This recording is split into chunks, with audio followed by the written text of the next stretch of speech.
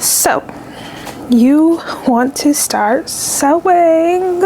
I welcome you with open arms to a never-ending money spend hobby. By now, you have probably watched a million videos about all the things that you should be getting when you're just starting out to sew. And while that is an amazing hack, there aren't as many videos or as many people telling you what you should not be getting when you first start. That is like a cheat sheet. So in this video, I'm going to be giving you a few things that you should not be getting when you are sewing, or what you shouldn't be doing that is not good for you in practice. It's not good for your machine. It's not a good habit you should keep, basically. And I'm sure you also have a lot of questions about like what works comparable to something else. So if you do, you can put those in the comments and I'll be more than glad to answer them, or you can shoot me a DM over on Instagram or TikTok and I will absolutely let you know how, if whatever that thing is that you think is comparable or not. The first topic I wanted to discuss is bobbins. Yes, you need them. Yes, they're essential. That's not what I'm going to be arguing. What I am going to be telling you is to make sure that you get the right bobbin for your machine. Bobbins are not universal. A lot of people are going to tell you, oh, order on Amazon, order your machine or your bobbins or whatever through Walmart, whatever the case may be. But that's not really the best way to go. You should, first of all, be getting your machines from a dealer. Why? They are your straight through line to letting you know what is or is not going to work for the machine that you have. And that is bobbins. Bobbins do not go for every machine. They are not universal. Getting the wrong bobbin can mean you make your machine come out of timing. Your needle and your bobbin thread won't catch. It won't sit properly in your machine. Maybe it's too big, maybe it's too small, and you don't know what you did, why things aren't working. It could be your bobbin. I have a Viking Ruby Royal and a Juki TL15. I also have a Brother JX, a bunch of numbers after it. It's a really basic machine. All three of those machines use completely different bobbins. That's just how it goes. The Viking has a very special bobbin. It's got like a little symbol on the top so that you know how to put it in the case. And every machine, every Viking machine does not use the same bobbin either. My Brother machines use a basic clear bobbin. My Juki uses a metal bobbin. That metal bobbin for my Juki can also be used for certain Brother machines. You still gotta know the number. Some of them have like parts numbers, and that's the case for the Juki. Do not order any kind of machine, any kind of bobbin off the internet because you need bobbin. And that's gonna take me into my second point, thread. Do not get pre-wound bobbins because it's easier. It being easier is going to be the reason that you do not have a good thread. All thread is not created equal. Some threads, you may notice, are fuzzier than others. They're made different. The quality of the thread matters greatly. It means it's going to produce less lint in your machine, meaning you have to clean it more or less, or it'll snap. And you're trying to figure out why your thread keeps popping while you're sewing. Maybe your tension is off, you haven't changed anything. It's not the machine, it's the thread. Another thing is, don't buy thrifted thread. Thread is kind of like food.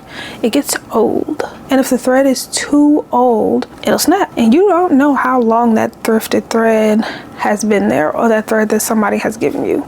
If they can't tell you that they got it in the past year, chuck it. It's not a waste. It is better to get rid of bad thread than to keep it and try to use it. My only caveat would be if you keep older thread, only use it for hand basting. If you've got a hand based darts, or you want to hand baste your zipper in or anything like that, because basting stitches come out. The next thing I'm going to tell you not to use are friction pins. Any friction erase pin that is not a fabric pin or fabric marking tool, those pins are not made for fabric. It is very common for somebody to say, oh, get a friction pin, they come off when you heat but the ink doesn't go away, it doesn't disappear, it really doesn't even, or it's not meant to wash out. Friction pin markings can reappear, and they frequently do. In fact, Friction Pin, the company, they put out a statement saying, hey, we see you guys using our pins for your projects, and that's so great. You guys are so innovative. Stop doing that. Our pins are not made for material. It does not wash out. There is a mark, a phantom mark that will stay and it will reappear. So from here on out, just don't do it. Get the approved marking tools, please. So what can you use instead? Everybody has heat erase pens. Wawa, I'll say they have some of those heat erase pens that you actually should be using on your material. Chalk, chalk, chalk, chalk. Chalk washes out. Get the chalk. Don't let the people deter you from getting chalk. Get chalk. Another thing that I've been seeing recently, and I've never tried this, well, I do know that it comes out of clothes, like it washes out. Crayola erasable markers. I've had to wash Crayola out of my clothes or whatever, so I mean that makes so much sense. Those come out. If you've got to make a little mark, a dot for your darts or smaller big dots to make sure things are aligned, or you're making a welt pocket or whatever the case may be, those will be great for you to use. Maybe make sure they're not going to bleed through.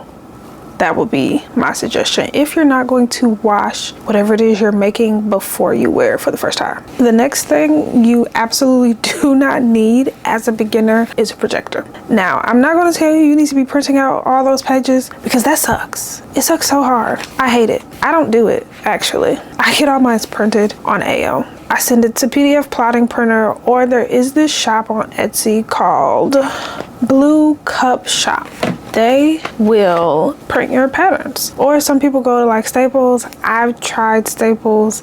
I still think they cost too much, in my opinion. Those are really great options. You do not have to put all those pieces together because that's a lot. Once I have so many ready, I just get them printed so that I have them here with me at my house. So whenever I get ready to sew something with them, I'll have that. Everybody tells you that clips are really, really great, and they are, but clips alone are not the best option. You should also be getting pins. Yes, you're not going to prick yourself if you have clips. Yes, it's less likely you're going to step on it if you drop it, you know, all that stuff. But clips do not keep your fabric aligned in the same way that pins do. Sometimes you need your crotch to line up, you need your hem to line up, you need whatever to line up, and using a pin to keep your seams lined up properly is a lot more easy than trying to get it with clips, because honestly, whether you're using clips or pins, there may be a little shifting in your fabric, especially if your machine doesn't have a dual feed. Pins are going to keep your fabric more lined than clips are. Yes, get the clips. They're nice, they're useful, but also don't forget to grab straight pins. And if you can, get glass head straight pins. That way, if you need to iron over those seams, you can do that without ironing and the plastic head of the pin just sticks to your fabric or messes up your iron. And this last thing is not what to get, but more what you should think about a little deeper into getting, and it's gonna be scissors. All scissors are not created equal. This is not me telling you to go and get those $60 heavy serrated blade shears. No, but this is me telling you don't get a pair of shears that are going to be super light. Having a heavier scissors, having heavier shears makes it easier for you to cut through. And while having a serrated blade is helpful because it grabs the fabric, it's not necessary, but it is really nice. When you're getting fabric shears, get you something that's going to be a little heavier, that's got a little more weight, so when you cut it, the scissors do some of the work. Or you can get spring-loaded scissors so that it bounces back on its own, so that you aren't manually doing it. It saves your hand a little bit of trouble. Also, grab you some picking shears. If you don't have a serger, if you don't intend on doing too much zigzag stitching, or your machine doesn't have an overcast stitch, getting picking shears is going to keep your fabric from fraying, so that in your finishes, the inside of your garment looks really nice and neat and put together. And that is all I have for you. Go out there, get sewing, use the right bobbin, use the right thread, don't use friction pins, have some nice scissors, make sure you have pins. Don't get a projector at this moment if you're not sewing a whole lot. I said this was gonna be quick. I think I always say that, and this doesn't always end up being quick, but I think this one is quick. So thank you for listening. If you liked it, give it a thumbs up, subscribe to my channel. If you have any questions about how you could possibly substitute things or whatever the case may be, put it in the comments and I'll answer, or shoot me a DM and I will absolutely answer you, and I will see you next time.